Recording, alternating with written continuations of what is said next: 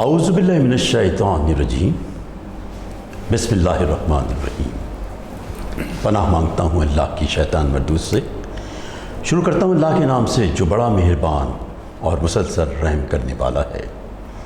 قائم T V Karachi studios سے آپ کا میزبان اقبال حیدر ندیم پروگرام قرآن اور سائنس کے ساتھ حاضر خدمت ہے۔ ناظرین کرام، آج اس سلسلے کا 8واں پروگرام ہے۔ ہمارے ساتھ تشریف فرمائیں جناب محمد علی سید صاحب۔ السلام علیکم۔ السلام علیکم۔ کیسے ہیں سید صاحب؟ نیازمند اللہ آپ کا بہت شکریہ، آپ ہمیں مسلسل وقت دے رہے ہیں۔ سید صاحب، یہ جو امام جعفر صادق علیہ السلام کا چوتھا لیکچر ہے، اس کے موضوعات کیا ہیں؟ کس موضوع پر ہے؟ ہاں، چوتھا لیکچر جو ہے امام جعفر صادق علیہ السلام کا، اس کے موضوعات ہیں آفات و حادثات۔ اچھا، یہ موضوع کیوں ہے؟ جی جی۔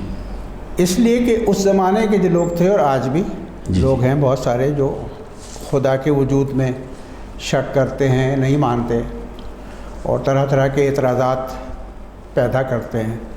تو مفضل ابن عمر نے ان سے پوچھا کہ یہ آفات و حادثات جو ہیں نا کیوں آتی ہیں؟ تو امام علیہ السلام نے کہا کہ اس کی وجہ یہ ہے کہ آفات و حادثات اس لیے آتی ہیں، یہ ایک نظام قدرت کا حصہ ہیں، ٹھیک ہے نا؟ بارشیں ہیں، طوفان ہیں، زلزلے ہیں، تو نظام قدرت کا حصہ ہیں۔ تو اس نے پوچھا آتی کیوں ہیں؟ تو جبکہ اللہ تو لوگ کہتے ہیں کہ اللہ تو رحمان و رحیم ہے، پھر اللہ تعالیٰ ان مصیبتوں میں کیوں مبتلا کرتا ہے بندوں کو؟ جی جی۔ تو آپ نے کہا کہ انسان کو مکلف پیدا کیا گیا ہے اور اس کی زندگی میں غم اور خوشیاں سب چیزیں موجود ہیں، مسائل بھی ہیں، مشکلات بھی ہیں، بیماریاں بھی ہیں، موت بھی ہے۔ اب وہ اس زمانے میں لوگ اعتراض یہ کرتے تھے کہ انسان بہتر یہ ہوتا کہ بیماری ہی نہ ہوا کرتا آدمی۔ تو آپ نے کہا اگر بیماری ایک حصہ ہے زندگی کا، انہوں نے کہا مرتا ہی نہ کوئی آدمی، تو آپ نے کہا اگر مرتا نہ کوئی آدمی تو یہ دنیا جو ہے اس میں اتنے اگر سارے انسان جو پہلے پیدا ہو چکے اور جو آئندہ پیدا ہوں گے وہ اسی دنیا میں ہوں گے نا، تو اس دنیا کی حالت یہ ہوتی ہے کہ آدمی کے کھڑے رہنے کی جگہ نہ ہوتی، دنیا چھوٹی پڑ جاتی، غذائی قلت پیدا ہو جاتی۔ تو مفضل ابن عمر نے کہا کہ کچھ لوگ یہ کہتے ہیں کہ اگر اللہ رحمان و رحیم ہے تو یہ زلزلے، طوفان، ٹڈی دل آ گیا، سیلاب آ گئے تو یہ نہ آیا کرتے، اور اگر یہ آ رہے ہیں مطلب یہ طوفان، یہ ٹڈی دل، یہ نقصانات، آگ لگ گئی، سمندر دریا میں بہہ گئے لوگ، سونامی آ گیا، کوئی ہاں اس طرح کی جو زلزلے آ گئے، ہزاروں لوگ مر گئے، تو لوگ یہ کہتے ہیں کہ اس کا مطلب یہ ہے کہ اس دنیا کا کوئی دیکھنے بھالنے والا نہیں ہے۔ جی جی، یعنی اللہ نہیں ہے، گویا ان کے دل میں یہ ہے کہ اللہ نہیں ہے، بالکل کوئی ایڈمنسٹریٹر نہیں ہے، تبھی تو یہ طوفان آ جاتے ہیں۔ جی جی۔ تو امام جعفر صادق علیہ السلام نے کہا کہ جس چیز کو وہ دلیل بناتے ہیں خدا کے نہ ہونے کی، وہ اصل میں خدا کے ہونے کی دلیل ہوتی ہے۔ وہ اس طرح سے کہ اگر یہ طوفان آتے ہیں، یہ آفتیں آتی ہیں، یہ مصیبتیں آتی ہیں، یہ زلزلے آتے ہیں، بیماریاں آتی ہیں، تو یہ خاص علاقے تک محدود رہتی ہیں اور کچھ وقت کے لیے ہوتی ہیں، اس کے بعد مٹ جاتی ہیں۔ جی جی۔ اگر کوئی اس کائنات کا، اس دنیا کا رب نہ ہوتا، خدا نہ ہوتا، ایڈمنسٹریٹر نہ ہوتا، تو اگر ایک آفات آتی تو آتی ہی رہتی، مطلب زلزلے آتے تو آتے ہی رہتے۔ جی۔ اگر کوئی اس کا نگراں نہیں ہے اس دنیا کا، اس کائنات کا، ان مخلوقات کا، تو یہ جو سمندر ہے یہ خشکی پہ چڑھاتا، ساری کائنات دنیا ہی ختم ہو جاتی، یا زلزلے آتے تو زمین 50 حصوں میں ٹوٹ جاتی۔ جبکہ تم دیکھتے ہو کہ زلزلے آتے ایک خاص علاقے میں آتے ہیں اور کچھ وقت کے بعد ختم ہو جاتے ہیں۔ صحیح بات ہے۔ بیماری آتی ہے، ختم ہو جاتی ہے، تیز بارشیں ہوتی ہیں، سیلاب آتا ہے لیکن پھر ختم ہو جاتا ہے۔ پھر ان کے اپنے اپنے فائدے ہیں۔ ایک فائدہ سب سے بڑا یہ کہ آدمی کا غرور اور تکبر جو ہے اس کو ختم کر دیتے ہیں۔ آپ یہ دیکھیں نا کہ اب آپ کے یہاں کورونا آیا، جی جی، ایک آفت ہے نا، ایک وبا ہے، تو اب یہ وبا کے آگے دیکھ لیں کہ انسان کی کیا کوشش ہوئی، آج تک تو کوئی نتیجہ برآمد نہیں ہوا کہ ویکسین بنا لیں وہ اس کی. جی جی. تو یہ اس لیے ایسی وبائیں آتی ہیں کہ انسان جو اپنے آپ کو خدا سمجھنے لگتا ہے اور اپنے کو سمجھتا ہے کہ ساری دنیا کی طاقت میرے پاس ہے، تو اس کی تنبیہ کے لیے، اس کی اصلاح کے لیے آتی ہیں یہ آفتیں اور مصیبتیں، تاکہ وہ سمجھ سکے کہ مجھ سے اوپر ایک ذات ہے جو خداوند تعالیٰ کی ذات ہے، اس کے قبضہ قدرت میں بیماریاں بھی اور آفات بھی، خوشحالی بھی اور بدحالی بھی. ایک نیچر ہوتی ہے انسان کی، طبیعت جسے کہتے ہیں. جی جی. تو اس کے بارے میں امام نے بڑا تفصیل سے بیان فرمایا ہے. آپ بتائیں نا یہ ہوتی کیا چیز ہے طبیعت؟ یہ بڑا دلچسپ موضوع ہے، بہت اہم ہے. جی. اور ظاہر ہے کہ یہ ایک سائنسی موضوع ہے. جی. اور یہ سائنسی موضوع اس وقت ہے جب کہ سائنس کا نام بھی ایجاد نہیں ہوا تھا. بالکل ٹھیک ہے نا. آج اگر ہم سائنس کی بات کرتے ہیں تو سائنس کی جو سائنسی علوم کی جو عمر ہے جی وہ چند سو سال ہے، جبکہ امام جعفر صادق علیہ السلام نے اس موضوع پہ 1250 سال پہلے بات کی ہے، گفتگو کی ہے، نیچر کے حوالے سے خاص طور پہ آپ کہتا ہوں. اب ہوتا یہ ہے کہ ہمارے اس زمانے میں قدیم فلسفے کے اندر کہا جاتا تھا طبیعت کا مطلب نیچر. جی. ٹھیک ہے نا، فطرت. تو مفضل ابن عمر نے امام جعفر صادق علیہ السلام سے یہ سوال کیا. اچھا، یہ اس نیچر کے بارے میں امام جعفر صادق علیہ السلام نے پہلے لیکچر میں بھی کہا ہے، بات کی ہے، اور چوتھے لیکچر میں بات کی ہے. صحیح. میں اس کا خلاصہ آپ کے سامنے پیش کروں گا. جی جی. تو مفضل ابن عمر نے کہا، جب امام جعفر صادق علیہ السلام پہلے لیکچر کے دوران انسانی اعضاء، ان کی ہم آہنگی، ان کی کارکردگی کے بارے میں گفتگو کر رہے تھے، تو مفضل ابن عمر نے سوال کیا کہ آقا، کچھ لوگوں کا کہنا یہ ہے کہ طبیعت جو ہے، یعنی نیچر، جی جی، آج نیچر کہتے ہیں نا اس کو، طبیعت جو ہے اس مخلوقات کے اعضاء ویسے بنا دیتی ہے جیسے کہ اس کی ضرورت ہوتی ہے. اچھا. اب یہ ایک حیران کن سوال ہے. ایک بہت بڑا سائنٹسٹ گزرا ہے، اس کا نام تھا چارلس ڈارون. جی. 18ویں صدی میں شاید. جی. اس نے یہ نظریہ پیش کیا، اور نظریہ ارتقاء، اور اس نے کہا کہ مخلوقات کے اعضاء ویسے بن جاتے ہیں، مخلوقات اپنے اعضاء کو ویسا بنا لیتی ہیں جیسا کہ ان کی ضرورت ہوتی ہے. یعنی غذا اور ماحول بدلتا ہے تو مخلوقات کے اعضاء بدل جاتے ہیں، لیکن یہ عمل ہزاروں سال میں جا کے مکمل ہوتا ہے. اس کی مثال اس نے دی کہ جو چڑیا باریک دانہ کھاتی ہے اس کی چونچ چھوٹی ہوتی ہے، جو چڑیا موٹا دانہ کھاتی ہے اس کی چونچ موٹی ہوتی ہے. یعنی ایک جزیرے کے اندر ایک چڑیا کی نسل تھی، جب وہ چڑیا کی نسل اس جزیرے کے اندر مثلا ایک غذا ختم ہو گئی کسی وجہ سے، اب ان کو مجبوراً گوشت کھانا پڑ گیا. جی. تو اب ان کی چیزیں جو چونچیں ہیں ہزاروں سال میں جا کے نوکیلی ہو جائیں گی، یعنی موڑی ہوئی. تو اس نے کہا غذا اور ماحول بدلتا ہے تو مخلوقات کے اعضاء میں تبدیلی آتی ہے. تو یہ چارلس ڈارون کے نام سے نظریہ ارتقاء مشہور ہے. اس کا ایک حصہ ہے یہ بھی. جی جی. یہ نظریہ چارلس ڈارون کا بیسیکلی تھا ہی نہیں، یہ تو امام جعفر صادق علیہ السلام کے عہد میں بھی یہ نظریہ موجود تھا. واہ. تبھی تو مفضل ابن عمر نے یہ پوچھا نا کہ کچھ لوگ یہ کہتے ہیں کہ طبیعت مخلوقات کے اعضاء کو ویسا بنا دیتی ہے جیسے کہ اس کی ضرورت ہوتی ہے. تو وہی بات تو ہے نا، وہ بات تھی بالکل. جبکہ 18ویں صدی میں چارلس ڈارون نے یہی نظریہ پیش کیا. چارلس ڈارون کی جو عظمت ہے وہ یہ ہے کہ جو امام جعفر صادق نے باتیں کی نیچر کے بارے میں اور اس کی طبیعت کے بارے میں اور مخلوقات کے اعضاء کے بارے میں، چارلس ڈارون نے اس کے اوپر 5 سال ریسرچ کی، اور دنیا کے سارے بر اعظموں میں جا کر اس نے ریسرچ کی، اس نے ایک کتاب لکھی نیچرل سلیکشن آف اسپیشیز کے نام سے. تو ہم مسلمانوں نے اس کے اوپر الحمدللہ کوئی خاص کام ہم نہیں کیا. تو طبیعت کا جو سوال تھا، اب مفضل ابن عمر نے پوچھا کہ پھر اگر یہ طبیعت جو ہے یہ ہے کیا؟ تو آپ نے کہا کہ طبیعت جو ہے اللہ کی مخلوق ہے. یعنی آج کی زبان میں بچوں کو سمجھانے کے لیے ہم کہتے ہیں ایک سافٹ ویئر ہے. اچھا. جو پوری کائنات کو کنٹرول کرتا ہے. یعنی پھول کہاں اگیں گے، درخت کہاں نکلیں گے، پودے کیسے بڑھیں گے، جانور کی غذا کیا ہوگی، کیا کھائے گا تو کیا ہوگا، سورج چاند ستارے کس طرح حرکت کریں گے، یہ سب سورج سے روشنی کتنی نکلے گی. تو آپ نے کہا کہ نیچر جو ہے اس کو ایسا بنایا ہے اللہ تعالیٰ نے کہ وہ کبھی کبھی 100 یعنی 90%، 99% وہ بالکل بہت اچھا کام کرتی ہے، لیکن کہیں کہیں اس گڑبڑ کے کرتی ہے۔ اندر یعنی وہ کچھ اور کر دیتی ہے۔ اور جیسے کہ انسانوں میں، جانوروں میں ناقص بچے پیدا ہوتے ہیں، مینٹلی ریٹارڈڈ بچے پیدا ہوتے ہیں۔ جی کسی کے گائے پیدا ہوئی، اس کے 2 سر تھے، 6 ٹانگیں تھیں، تو ایسا اس لیے ہوتا ہے۔ تو امام نے کہا کہ اس کے بارے میں ارسطو نے بہت پہلے کہا تھا کہ خرابی نظام میں نہیں ہوتی، نظام پہ عمل درآمد نہ کرنے میں ہوتی ہے۔ واہ۔ تو میں اپنی مثال اب دیتا ہوں کہ اگر آپ قوانین فطرت سے فائدہ اٹھانے چاہتے ہیں جو خداوند تعالیٰ نے پیدا کیے ہیں، تو قوانین فطرت کو سمجھ کے ان پہ عمل کرنا پڑے گا۔ جی مثلا آم کی گٹھلی ہے، آپ سمندر کے کنارے لے جا کے اس کو دبا دیں، وہ کبھی نہیں پھوٹے نہیں گی، پھوٹے گی۔ پھوٹے گی بھی تو ایک پتا نکلے گا، ختم ہو جائے گا۔ کیونکہ آم کے لیے قوانین فطرت یہ ہیں کہ میدانی علاقوں میں لگے گا، اس کو شیریں زمین چاہیے۔ بالکل۔ اسی طریقے سے وہ جڑی بوٹیاں جو پہاڑوں پہ اگتی ہیں ان کو آپ شہروں میں نہیں اگا سکتے، بالکل میدانی علاقوں کے اندر۔ تو نیچر پہ عمل یعنی خرابی نیچر میں، طبیعت میں نہیں ہوتی، بلکہ اس کے قوانین پہ عمل نہ کرنے کے سبب ہوتی ہے۔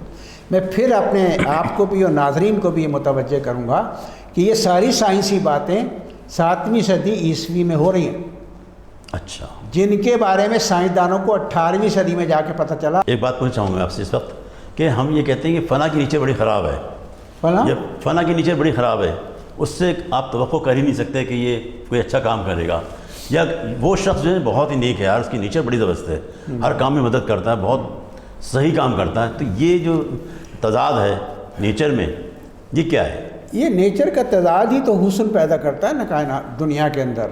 ہر انسان اگر ایک جیسا ہوتا تو سب ایک جیسے ہوتے، مطلب ہر آدمی ہی خوش مزاج ہوتا، ہر آدمی ہی ایماندار ہوتا، ہر انسانی عبادت گزار ہوتا بالکل، تو پھر آزمائش کائے کی ہوتی دنیا میں۔ صحیح ہے۔ یہ جو ہماری طبیعتوں کا اختلاف ہے یہ بھی خدا کی نشانیوں میں سے ہے، ہمارے رنگوں کا اختلاف ہے، ہماری زبانوں کا اختلاف ہے، قرآن میں ان سب کا تذکرہ ہے۔ اسی رنگا رنگی سے ایک دنیا آباد ہے، اور اسی کے ذریعے ہماری آزمائش بھی ہوتی ہے، اور ہمیں ثواب اور عذاب کے سارے جو مرحلے ہیں ان سے بھی ہم گزرتے ہیں۔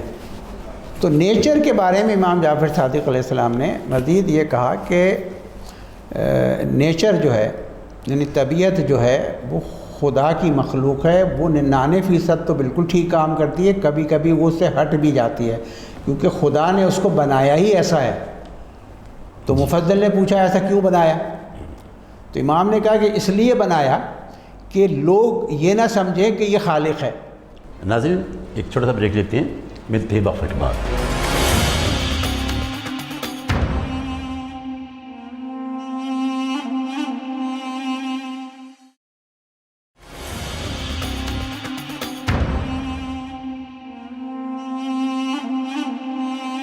ویلکم بیک ناظرین، ہماری گفتگو کا سلسلہ وہیں سے شروع ہوتا ہے جہاں سے منقطع ہوا تھا، جس حساب آپ بتا رہے تھے نیچر کے بارے میں کچھ۔ ہاں، نیچر کے حوالے سے امام نے یہی فرمایا کہ نیچر جو ہے وہ اللہ تعالیٰ اس لیے کبھی کبھی غلط مطلب کچھ اور کام کر دیتی ہے تاکہ لوگ یہ نہ سمجھیں کہ یہ خالق ہے، یعنی اسی پہ نہ رک جائیں، اور جب وہ کچھ غلط کام کرے نیچر تو انسان سمجھ سکے کہ اس کے اوپر بھی ایک ذات ہے، اور وہ ذات جو ہے اللہ تعالیٰ کی ہے جو خداوند کائنات ہے۔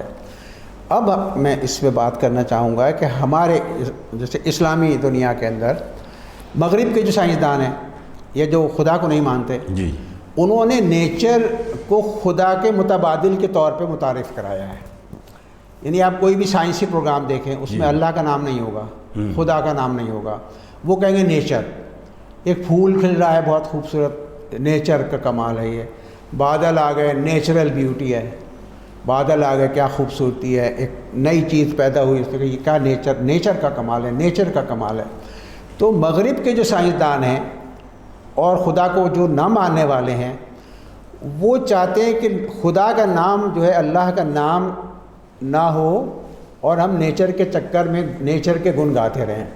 وہ تو مغرب کی دنیا ہے. میں آپ کو اسلامی ممالک کے اندر اسلامی اداروں اسلامی اسکولوں میں بھی نیچر پہ زیادہ بات ہوتی ہے. کوئی استاد پروفیسر اللہ کا نام لیتے ہوئے ذرا تھوڑا سا شرماتا ہے.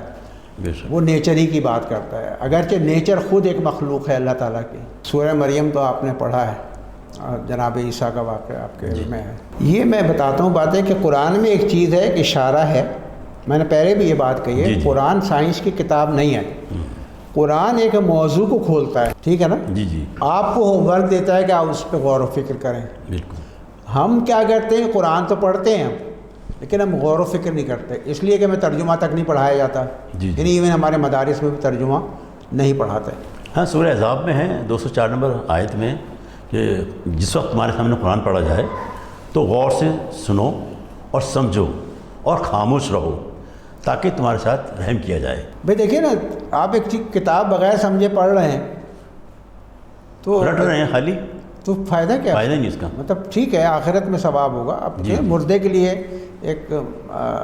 مردے کے لیے قرآن پڑھتے ہیں تو ہمارا یقین ہے کہ مردے کو ثواب ملتا ہے. جی جی. تو سوال یہ کہ اگر زندہ پڑھے اپنے لیے تو اس زندہ ہونے کی نسبت اس کو کتنا ثواب حاصل ہوگا.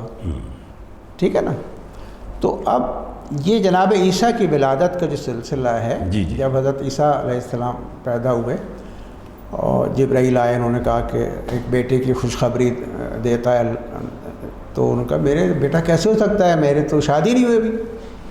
تو جبرائیل نے کہا کہ ایسا ہوگا کیونکہ اللہ تعالیٰ کا حکم ہے یہ. تو وہ جناب مریم کے ولادت ہوئی، جناب عیسیٰ کی.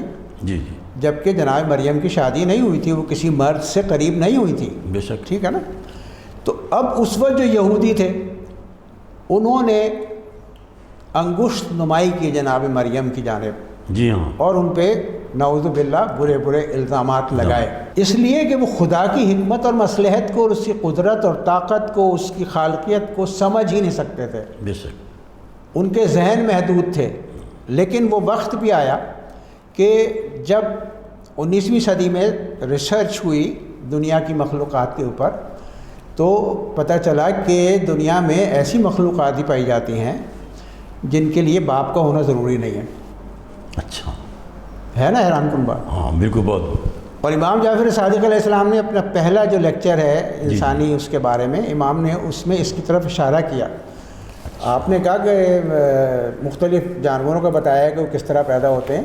اس کے بعد آپ نے کہا کہ مفضل یہ تو ان ذی حیات کی بات ہوئی جو ماں اور باپ کے ذریعے پیدا ہوتے ہیں، لیکن ایسے بھی ذی حیات ہیں جن کے لیے باپ کا ہونا ضروری نہیں ہے. صرف کچھ مادوں کے اندر ایک خاص طرح کی توانائی پیدا ہو جانے سے وہ مخلوق وجود میں آ جاتی ہے. اچھا. اب آپ ذرا غور کریں کہ یہ وہ باتیں ہیں جو 20ویں صدی کے شروع میں پتہ چلی ہیں کہ ایسا ہو سکتا ہے. بے شمار مخلوقات ہیں. اچھا. جی. وہ کون سی مخلوقات کو کہا جاتا ہے پرتھینوجینیس. اچھا. میرے جو ناظرین ہیں، جو نوجوان بچے ہیں، میں ان سے گزارش کروں گا کہ آپ گوگل پہ جا کے پرتھینوجینیس سرچ کریں اور آپ کو معلوم ہوگا. پرتھینوجینیس وہ جانور ہوتے ہیں، وہ ذی حیات ہیں جن کے لیے باپ کی ضرورت نہیں ہوتی. جیسے کہ ٹرکی مرغی ہے، وہ ہر بچہ بالکل ایک جیسا ہوگا، اور ٹرکی مرغی کے لیے مرغی کی ضرورت نہیں ہے. اچھا. وہ اپنی ہی کاپی کرتی رہتی ہے. اسی طریقے سے سمندروں میں ایک شارک ہوتی ہے، hammerhead shark. Hammerhead کا مطلب اس کا آگے کا جو حصہ ہے وہ ہتھوڑی کی طرح ہوتا ہے، تو ہیمر ہیڈ شارک کہتے ہیں. تو اس کے اوپر جب ریسرچ کی گئی تو پتہ چلا اس کے اندر باپ کا ڈی این اے نہیں ہے. اچھا. یعنی صرف ماں کافی ہے. واہ. اس کے علاوہ یہ آپ کے کیچوے ہیں. یہ کیچوے ایسے ہوتے ہیں، بعض کیچوے کے اس میں نر اور مادہ کے اعضاء ایک ہی کیچوے میں موجود ہوتے ہیں. بچھو کی اقسام ہیں بہت ساری. اسی طرح سمندروں میں کچھ مچھلیاں ہوتی ہیں جو ایک سیزن میں نر ہوتی ہیں، ایک سیزن میں مادہ ہو جاتی ہیں. ہوتی ہیں کہ ہیں؟ وہ ہوتی وہی ہیں. تو یہ پرتھینوجینیس کہلاتی ہیں، یعنی ان کے لیے باپ کی ضرورت نہیں ہوتی. اس طرح بیکٹیریا ہیں، وائرس ہیں، وائرس کا کوئی کراس بریڈنگ تو نہیں ہوتی، ایک وائرس سے دوسرا وائرس، دوسرے وائرس سے 10 وائرس، تو اس طریقے سے ہوتا رہتا ہے۔ تو یہ وہ سائنسی موضوعات تھے جس پہ امام جعفر صادق علیہ السلام نے 7ویں صدی عیسوی میں غور کی بتایا لوگوں کو۔ لیکن ہمارا جو المیہ ہے ہمارا وہ یہ ہے کہ ہم نے علوم آل محمد پر ہم غور نہیں کرتے، ان پر ریسرچ ورک ہمارے یہاں مفقود ہے۔ ہم روایتی باتوں کے اوپر اور چھوٹی موٹی باتوں کے اوپر لڑتے جھگڑتے رہتے ہیں، اور علوم آل محمد پہ ہم کام کرنے کو تیار نہیں ہیں۔ ابھی میرے خیال سے تھوڑا سا وقت ہے، ہم بات کر لیں جو اس موضوع سے ہٹ کے۔ جی نیوٹن کا 3rd لا آف موشن بہت مشہور ہے جی وہ ایسا لا ہے جس کے دریافت ہونے سے انسان جو ہے کرۂ خاکی سے نکل کے چاند پہ چلا گیا اور خلاؤں میں سفر کر رہا ہے۔ اس کا 3rd لا یہ ہے کہ اگر آپ جو یعنی اگر 2 سیارے ہیں تو ہر سیارے سے ایک طاقت نکل بھی رہی ہے اور دوسرے کو کھینچ بھی رہی ہے، دافع اور جاذب، دافعہ قوت دافعہ جاذبہ۔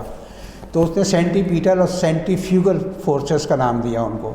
اس نے ایک مثال دی کہ رسی میں پتھر باندھ کے آپ گھمائیں تو رسی میں پتھر گھومتا رہے گا جب تک آپ حرکت کرتے رہیں گے، جیسے آپ کا ہاتھ رکے گا وہ نیچے گر جائے گا۔ تو اب 2 قوتیں کام کر رہی ہوں گی، ایک پتھر سے نکل کے ہاتھ تک آ رہی ہے اور ایک ہاتھ سے نکل کے پتھر تک جا رہی ہے۔ Newton's 3rd law of motion. امیر المومنین علیہ السلام نے اسی بات کو بیان کیا، ظاہر ہے 40 ہجری سے پہلے بیان کیا ہوگا۔ بالکل۔ آپ نے کہا کہ یہ آسمانی نجوم تمہارے شہروں کی طرح ہیں، اور یہ ایک دوسرے سے 2 نورانی ستونوں کے ذریعے مربوط ہیں، سارے آسمانی نجوم، اور ان نورانی ستونوں کی لمبائی فضا میں 250 سال کی مسافت ہے۔ یہ نہیں کہا کہ مسافت گھوڑے کے ذریعے ہے، پیدل ہے، راکٹ کے ذریعے ہے، اسپیس شٹل کے ذریعے ہے، اس کو راز میں رکھا ہوا ہے، ٹھیک ہے نا۔ لیکن یہ کہا کہ 2 نورانی ستونوں کے ذریعے۔ اب کشش ثقل میں نظر تو نہیں آتی نا کسی کو، نہیں، لیکن کشش ثقل پہ ہر آدمی کو یقین ہے۔ بالکل، یعنی میرا آپ کا جو وزن ہے، ہمارا جو چلنا پھرنا ہے زمین پہ، یہ کشش ثقل کی وجہ سے ہے۔ اگر زمین کی کشش ثقل ختم ہو جائے گر جائے گا بندہ، تو ہم ہوا میں اڑ جائیں گے سارے۔ اور سورہ حدید میں کشش ثقل کے اوپر باقاعدہ ایک آیت ہے، شاید آیت نمبر 4 ہے، جی کہ جو کچھ زمین سے آسمان کی طرف جاتا ہے اور جو کچھ آسمان سے زمین کی طرف آتا ہے سب اللہ تعالیٰ کے علم میں ہے۔ تو جو نکل رہی ہے وہ بھی کشش نکل کے زمین سے جا رہی ہے دوسرے سیاروں کی طرف، آسمان کی طرف، اور جو ان سیاروں سے آ رہی ہے زمین کی طرف۔ تو اب جب مترجمین نے اس کا ترجمہ کیا، اس آیت کا کہا کہ جو زمین سے آسمان کی طرف جاتا ہے وہ بندوں کے اعمال ہیں، اور جو آسمان سے زمین کی طرف آتا ہے وہ فرشتے ہیں اور بارش کا پانی ہے۔ لیکن اس آیت کی تشریح یا ترجمہ تو بہت وسیع ہے، پورا کشش ثقل کی طرف اشارہ ہے۔ تو ہم چاہتے ہیں، میری کوششوں کا جو ہدف ہے وہ یہ ہے کہ ہماری نئی نسل جو ہے، جو سائنس پڑھ رہی ہے، وہ سائنس کے بارے میں خوب تعلیم حاصل کرے مختلف شعبوں میں، اور لیکن کسی احساس کمتری کا شکار نہ ہو، کیونکہ قرآن اور اہل بیت کے جو اقوال ہیں سائنس ابھی ان کی گھر تک بھی پہنچنے میں ناکام ہے۔ واہ واہ، سبحان اللہ، سبحان اللہ، بہت شکریہ، بہت شکریہ سید صاحب۔ ہمارے پروگرام کا وقت اب ختم ہوا چاہتا ہے، آپ کی احمد کا بہت شکریہ۔ ناظرین کرام، ہمارے پروگرام قرآن اور سائنس اپنے اختتام کو پہنچتا ہے۔ ہم اپنے مہمان جناب محمد سید صاحب کا شکر گزار ہیں کہ مسلسل قائم ٹی کو وقت دے رہے ہیں۔ اس کے ساتھ ہی اقبال حیدر ندیم آپ سے اجازت چاہتا ہے۔ اللہ حافظ۔